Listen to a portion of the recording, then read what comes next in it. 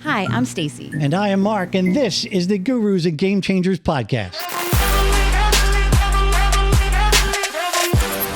Welcome, everybody. There is arguably nothing more life-changing than meeting somebody and falling in love, right? The problem is, in order to fall in love, you first have to meet somebody. And nowadays, that is probably harder than ever, right? The old methods aren't working, which is why so many people turn to online, so many people turn to all the apps out there. And while we all know people who have met online and have fallen in love, we've also heard countless stories of disappointment, of time wasted, and of money wasted. But if you haven't yet met your person, don't despair. Today's guest, April Davis, she has your person. She has that person waiting to meet you.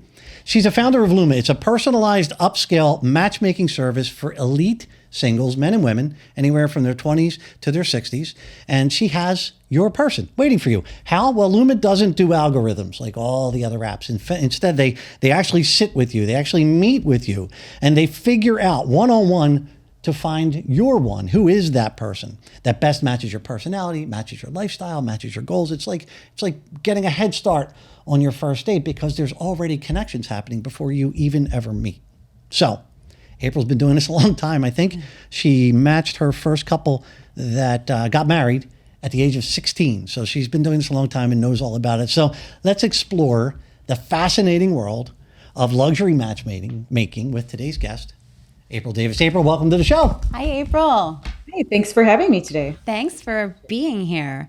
So can you tell us, before we get started, the story of the couple you set up at the age of 16? When I was 16. Yeah. So I was a waitress in a small cafe, and I'm from northern Minnesota. And I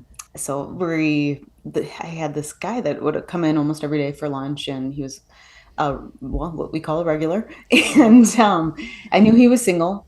And I even knew his son would come in sometimes. And so I had one of my colleagues had told me she was single as well. And I just got a feeling that they would be a good match. Wow. And so I set them up and they ended up getting married and living happily ever after. How do you get into this field? Like you have an innate desire to help people that probably jazz you when you're able to put them together, right? And see them be happy. But how did you decide this is what I want? This is my career. Well, I had heard about matchmaking from a friend of mine. He had met with a service. And so I guess that's what kind of planted the seed for me to even know that this was an industry. Yeah. And then I met my husband, who's now my husband. But at the time we were dating, we were talking about relationships all the time. And he's a divorce attorney. So he kind of gave me a little bit of a different perspective. Lots of insight, right? Yeah, on relationships and what works and what doesn't. And I realized there was a huge need for people to not only meet the kind of person they're looking for, but like the right person for them. Yeah. And so, for example, there's a lot of people that end up getting divorced where one of them doesn't want kids and the other one does, or they're of different religions. And I mean, these are obvious things that you should know up front and they probably should have never met to begin with. And so that's why we take such a values and goals focused approach to when we're setting up people on dates. What kind of pieces of advice would you offer those individuals who are kind of hesitant to jump into this type of matchmaking? Well, you guys talked about in the intro, you were saying like now is harder than ever to meet people. Well, you can meet people pretty easily. Like you just, go online, order up a person, like you order a pizza. But online dating has about a 7% success rate. Really? Not very good. Are you kidding? Yeah. No. 7. And if you even read the small print on these apps and stuff, they say at the bottom that this is an entertainment platform. It's not no promises. What? Yeah. Well, if you think about it, if you do well, they lose money because it's a reoccurring revenue system, right? They want people to stay on their platform, keep using their apps. They don't want you to get in a relationship because then you'll stop using their service. Yeah. And they don't even know really how many people truly end up in a relationship because they'll just stop using their service. So the odds of actually finding your person through an app are pretty low. The number one way is still through someone else, like either a friend or a service. That's the best way to meet somebody for a long-term committed relationship. I guess that's not even really the purpose of most of those apps. It's really that first date, just to attach yourself to someone, not necessarily fall in love. I saw an interesting study where and it speaks to why you just said it's so low, the success rate. I saw a study that said that 5% of the men on dating apps and dating sites garner 95% of the attention from women. The same 5%. So you have 95% of men getting no attention, not getting the swipes, not getting the contacts or I like you or whatever.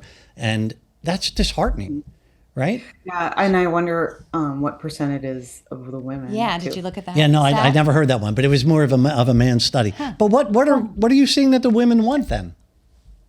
Well, with apps, what all that is really the photo. With the apps, That's what they're going people are with. just Right. looking at pictures, Right, and they're right. swiping on. They're not reading profiles, especially men. Men do not read profiles. They just Wait, there's profiles? Oh. yeah, exactly. And I think women tend to, what I've heard anyway, from the apps, women tend to look at they'll read a little bit more, and they're interested in personality. I think one of the top things women say they're looking for is somebody that can make them laugh or confidence, and that doesn't always come across, in a picture. Yeah. Whereas men, their number one thing they're looking for is always attraction. And I mean, in both people, attraction is super important for both genders, of course. So you talk about elite members, right? Yeah. And members who are from the age of 20 to the age of 60. What does that, I have like a two-part question, sorry. What does that mean, like an elite member? And also, like my mother-in-law is 80 and she's looking for love. So what advice would you have for someone who's 80? I love it. Well, when I think of elite, I think of people that are maybe at the top percent of their field or whatever it is. They have higher standards. They're looking for someone that not only not matches them necessarily, but is a complement to them and will be therefore a good match. So most of our clients they're just high achievers, they're successful, they expect a lot from themselves, and then therefore they expect a lot from their partner, and they're not necessarily finding that on their day-to-day, and a lot of times these people don't want to just walk up to somebody at a restaurant or a bar and hit on them, especially with the Me Too movement. These men are a lot more sensitive to that. They don't want to be perceived as a creeper, and a lot of our clients are successful business owners. They have that HR mindset. They don't want to offend anyone, or or they're good, respectful people, and it's hard to know. And that's why it's great with a service, because you have intent there. Same thing with online dating. You don't know if that person's on there just to get attention. A lot of times people don't even have any intention of meeting anyone. They're just looking for attention or validation, hook up. Yeah. And so this is when people come to us, they're actually looking for a committed relationship. They're not messing around. Is there a certain salary requirement, or do people have to have a certain amount of money to be? No, it's not something. There's not a salary requirement. I mean, our service is very high touch. It's a concierge type of service. Right. So, and we use people, not algorithms, not apps, not AI. We have to meet with people. We have to interview them, see what they're really like and what they really look like, not their filtered photos. And then we can see who would be a good complement. Yeah, no catfishing allowed. Yeah, no catfishing. But what about my 80-year-old mother-in-law? She's out of luck. She can't join your services, but what should she do? Well, she could join, definitely. Oh, really? Okay. Anyone can be in our database for free. Okay. There's no cost to be in the database, because you just never know. I mean, just because somebody is a client and they're very successful, that doesn't mean that they're looking for someone else that is, maybe financially successful too. They want somebody that they can explore life with, or just a companionship, and maybe somebody that wants to travel and stuff. It's not just about money. It's about life goals and stuff. And we work with people of all ages. Oh, good. Okay. So you said 60. You got She's that got wrong. hope. Yeah. There we go. Yeah. So quick question about your membership, your database. Are you vetting people? Like, how do you keep a bad actor out? Are there red flags for somebody who wants to become a member? Well, with like the apps and everything, anyone can make a profile, or anything can make a profile. So you have a lot anything. Anything. Yeah. Some AI profiles in there now. So I mean, I think with AI, we're going to end up in a world where there's just bots talking to bots, and on these apps and stuff. And so with us, they fill out their profile, and then we can learn about what they've said about themselves, and then we set up an interview where we actually see them, and we will vet them on behalf of our client. Yeah. And we have over 50,000 members in What? our passive database. And That's so wonderful. we have that's our proprietary database. So we have a lot of people to choose from. So obviously there's going to be a lot of narrowing down of the funnel to find a perfect match for our clients. But we don't take everyone as a client, right? I actually really love that. I know, it's a cool I model. really love that because if you're jumping in there, you've got the cream of the crop. Yeah. Well, Luxury matchmaking. that's why we vet them before they even can become a client, Right. so we can get aligned on what their expectations are, because that's just it. You have to have reasonable expectations. Sure. And we have to have, potential matches for them. You did some matchmaking for the Real Housewives. What was that like? Just know my friends would love to hear these stories. I was grateful that I was working with Shan. Yeah. Because she was awesome, and I even was able to introduce her to some people and had some success there, and she was a pleasure to work with. But it is scary. You don't know. You've seen the show, you don't know what's going to happen. And a lot of people think these things are scripted, and it wasn't. They basically are like, here, go, you guys go do this. What are 3 things people should never do on a first date? Women or men? Oh, I'm glad you asked, because we actually give people rules. Rules. I can't wait to hear this. I love it. We do send people rules for a first date, and it's just to some people it might be common sense, but these are just things that we see time and time again that end up being the reason why somebody's not interested in seeing someone again. So never talk about sex, religion, politics, or your ex, especially on On a first date. Talk Yes. about your ex, especially negatively of your ex. Yeah. I think it's actually, I think, more of it's attractive if somebody can say something positive about their ex, the parent of their child or whatnot. But don't just leave the exes out of it. You have so much you could be talking about. You just met and you've been on the planet for X many years. There's probably a lot of other things you can talk about. And the other thing is, people will end up talking about maybe the site that they met and like their past dating experiences, because they know they have that in common. But there's so many other things that you should be talking about, and just exploring who they are and their passions, their interests and stuff, and rather than talking about anything negative. It just makes you seem like a negative person, and that's never attractive. So you coach people before their first dates. Do you do that? Yeah. Well, those things are actually when we confirm a date, we put that in the email. Yeah. Like those. I love that. Another one we say is don't have more than 2 drinks, because time and time again, somebody was drunk and they said something they shouldn't have. Yeah. So, I love it. Seems like common sense. Like, I just feel like people should know that. And also, don't talk incessantly. Like, About yourself. don't talk incessantly about yourself, right? Right. Well, you know what they say about common sense. Yeah, amen. Not all that Right. common. It's not that common. I guess this is why you celebrate an 83%. I saw that on your website. 83% success rate of people entering what's the word I'm looking for? Serious relationships. Yeah. So are there, in your experience, are there certain dimensions where you really need to connect on these dimensions to have a shot at a long-term relation? Like, for instance, and maybe it's a demographic thing, but has kids, doesn't have kids, or wants kids, doesn't want kids. At that stage of life, I know some of your people are divorced and entering stage 2, act 3. What would be those, like, Well, you really got to nail these if you're going to have these in common and have a chance at a relationship? those ones come to mind right away, because those are your values and your goals, and then you have to get the whole kid thing aligned. If somebody wants children, or if they don't want children, and the people around like 40, it's a weird paradigm, because you have some people that want to have children for the first time, and then you have other people that are literally grandparents. So it's it can go both ways. So it's getting those things right. But like geographic parameters, we can work around that, especially nowadays. Everybody's working remote, and they're just a lot more mobile, depending on the kid situation.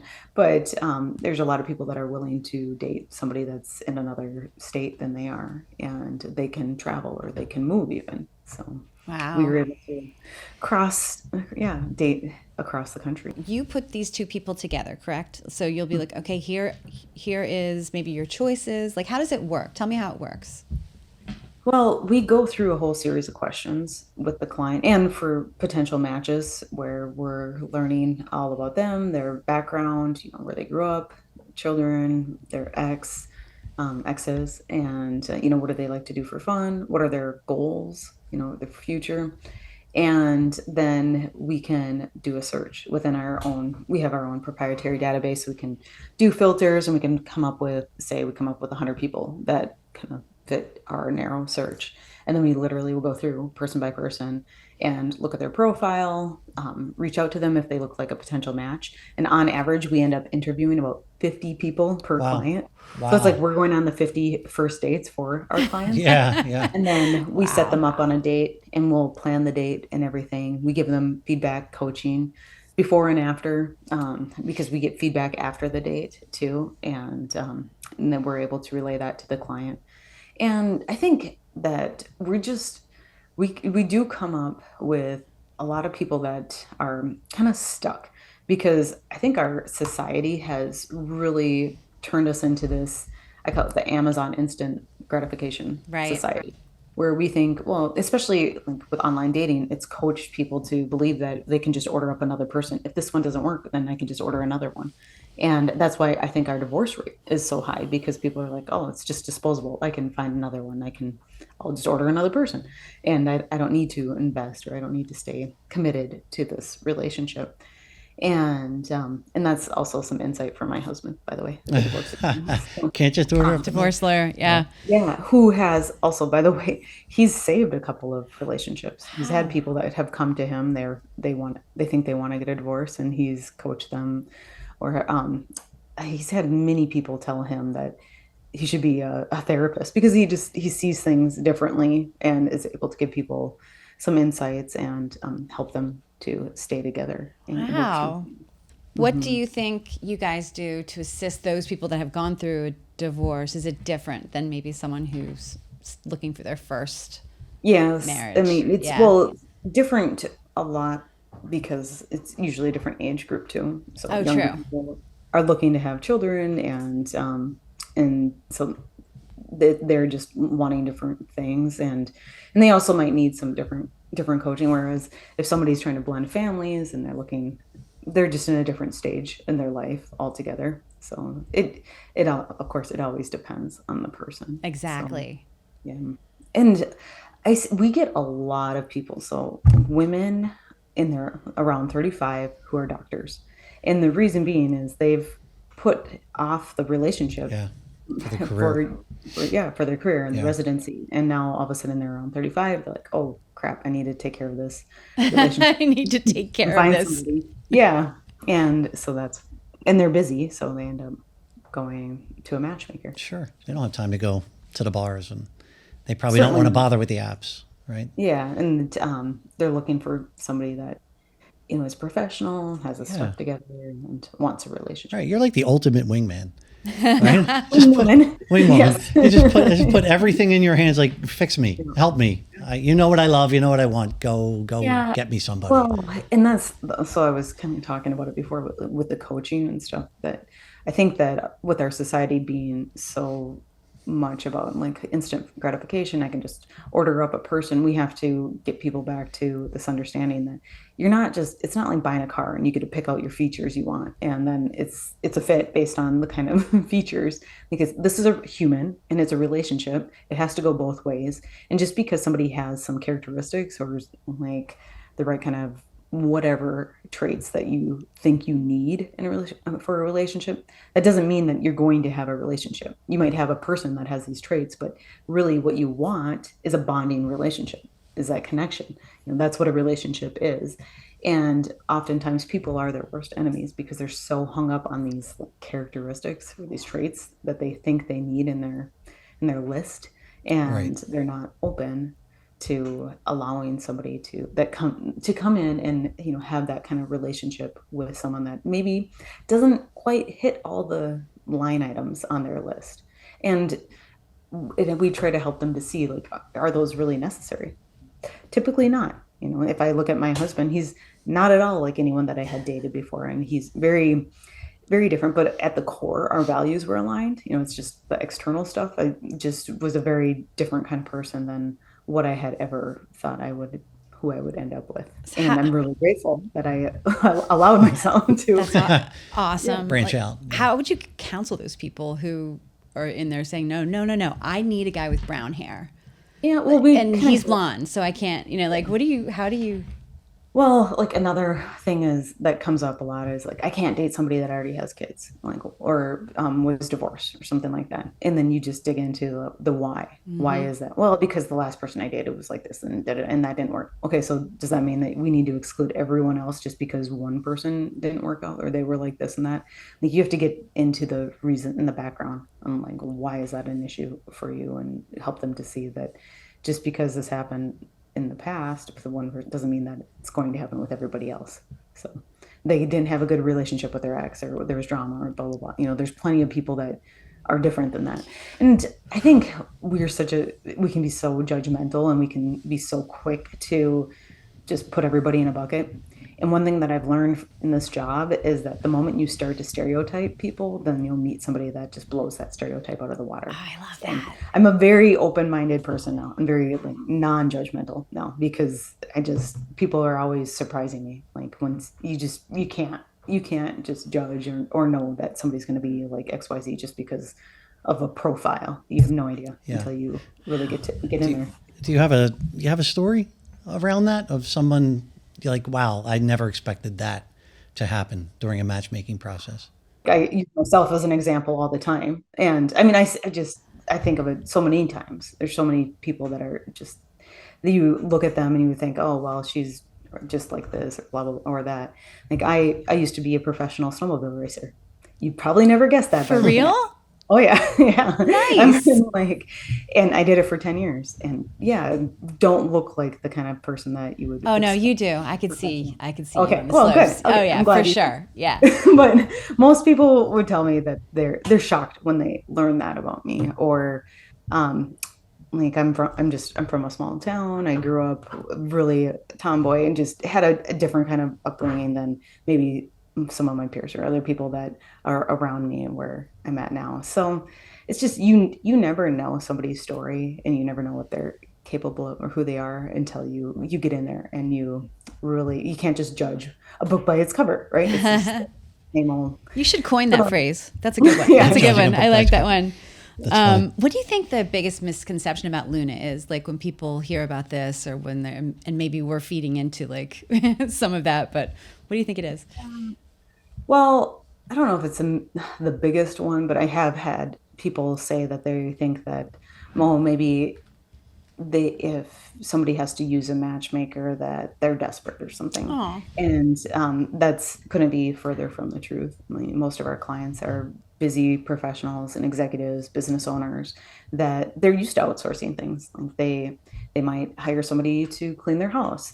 They might hire a nanny to take care of their kids during the day, because their time is very valuable. They want to spend it actually maybe on their career or with their family. They don't need to spend a bunch of time online with responding to messages and dealing with apps and stuff. So it's all about efficiency, really, at the end of the day, because we have the kind of database of people that they're looking for, and we can get them in front of each other. I'm fascinated by this whole topic, right? So I went and I did a whole lot of research. There was a joint study by Harvard and Yale together, and maybe you heard of it. Mm-hmm. It turned out they called it the marriage crunch. And they found that college-educated women at the age of 30, if they were still single, they still had a 20% chance of getting married. But only 5 years later, at 35, that number dropped from 20 to 5. They had a 5% chance of getting married. Of ever getting married? Of ever. And when they hit 40, if they were still single, not divorced, if they were still single, they had a 2.6% chance of getting married. What study is this? It's from Harvard and Yale. You can look it up. The I've marriage never crunch. heard of it. I hadn't either. Harvard and Yale. But have you ever researched this? No, that's crazy. But what's that tell you, right? That tells you that it's impossible. It's almost impossible to use the old ways unless maybe you know somebody, but social media, going to a bar. I mean, that almost never, I'm sure it still happens, but it's just not, certainly meeting people at work is not what it used to be with all remote work. And meeting people at school, their entire semester is being done online. It's just a lot harder. Well, and going out to bars or restaurants where I met my husband, I was, I think, 26 at the time. Okay, so you're not really doing that when you're 36. At 40, you might go right. to a restaurant, but it's going. Right. And also, it just doesn't really happen. People aren't conversing like that, especially at that age, and because you don't know who's single. And if you're out at 26 and you're out at like a restaurant or bar or something, you're probably going to be single. So it's hard to find those that are single. I can definitely see that though, especially at 40, if a woman hasn't been married yet. Now, it's also, I always think about like that men that are 50 that have never been married. That's a huge red flag. So for women, I hear that all the time. So yeah, they can be challenging because they just, people get set in their ways. Yeah, part of it maybe they just don't want to get married at that point, right? Not they're desperate to get married. I mean, I'm sure that number's fed in multiple ways. And that's also why it's a red flag, is because they might have that Peter Pan syndrome where they don't want to grow and get settled down. So we have names for all these things. In that vein, answer this sentence or finish this sentence. The one piece of advice I would give to, we'll say women, the one piece of advice I would give to women who are on the verge of just checking out, giving up, and saying, I'm just not going to get married, even if they tried other things, the one piece of advice I could give them would be? They need to just open up their parameters, because they're probably stuck on this like mindset, like I need to find a guy that looks like this, has this kind of job, does this and da-da-da, and that's my guy. And what's the definition of insanity? Right. Doing the same thing over and over again and expecting different results. So if they would open their mind to maybe a different type of guy, they might be really successful with it. I just saw this couple where she is a doctor at the Mayo Clinic. It's a very prestigious hospital. And she's a very successful woman. And she's dating this like motorcycle mechanic guy. Yeah. And they're very happy together. And probably not the kind of person that you would have expected. Another client that we had one time, she was also a doctor, really successful doctor. And she was attracted to guys that were like artists or chefs, and and it's just being open-minded and what kind of package that person could come in.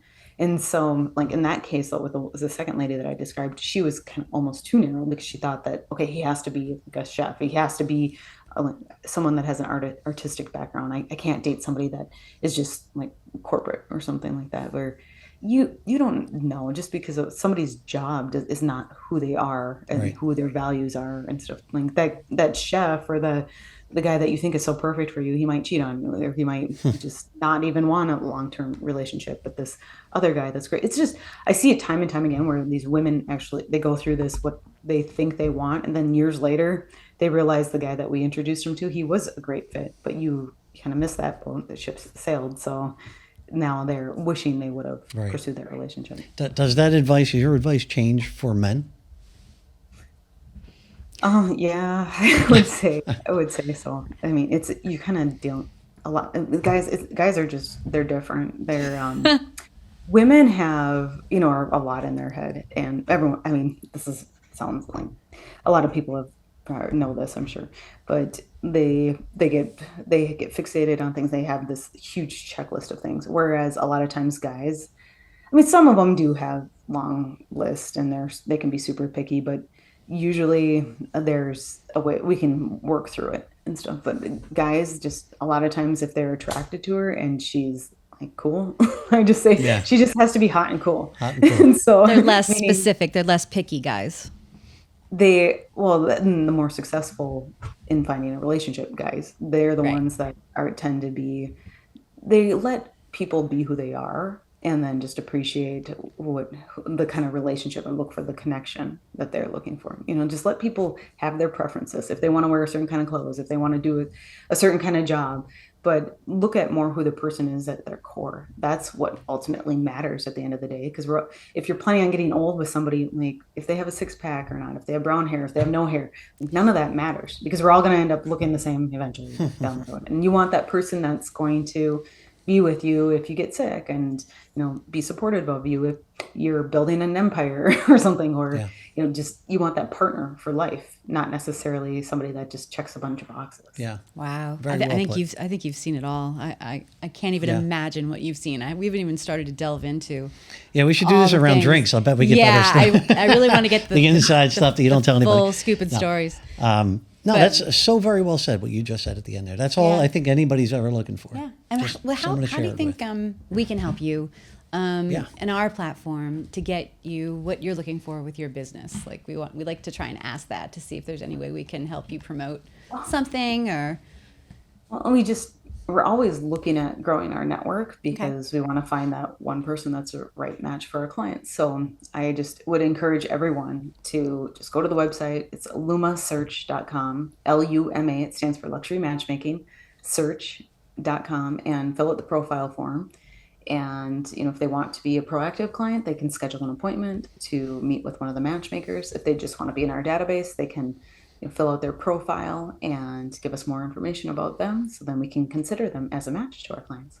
And is that a free service to just be on your profile, or do you need to pay for Right. that? The It's database free? is free. To become a client, it's an investment. Okay. awesome. No, that's great. You can that's still use the database. That's fantastic. And be matched with. And then make your decision based on who you see in that database.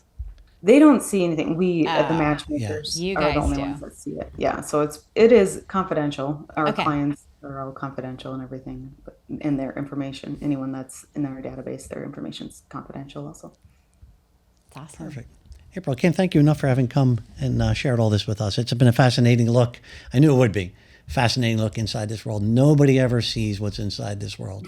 So I'm sure you were saying before we got on, it's a great topic of conversation if you ever mention what you do for a living. And I get it, because this has been a great conversation. So. Is there anything else you want to mention before we hop off? It's like, look at every opportunity, every date as an opportunity to learn something. You can get something from every experience that you have. I think it's so important to go in with a fresh mindset every time and just look at not necessarily how, like, okay, I expect to get something from this person, but why not go in with a giving mentality? It's always better to give than to receive. So I'm going to go in and I want to give this person a good time. I want them to enjoy themselves. So I'm going to be genuinely curious and ask questions of them and learn about them. And so therefore I'm going to get something, because I'm going to learn something about someone. Even if you learn that this person's a narcissist and Even if what you learn isn't so great. Yeah. well, they might be passionate about something, so you could learn something Right. about whatever they're passionate about. Well, thank you for your time. Yes, I know thank you you're so a much. crazy, crazy busy entrepreneur. I understand that. So I appreciate you. Take care. Have a good one. Thank you, April. Thank you again. Take care. Thanks, guys. Thanks for watching.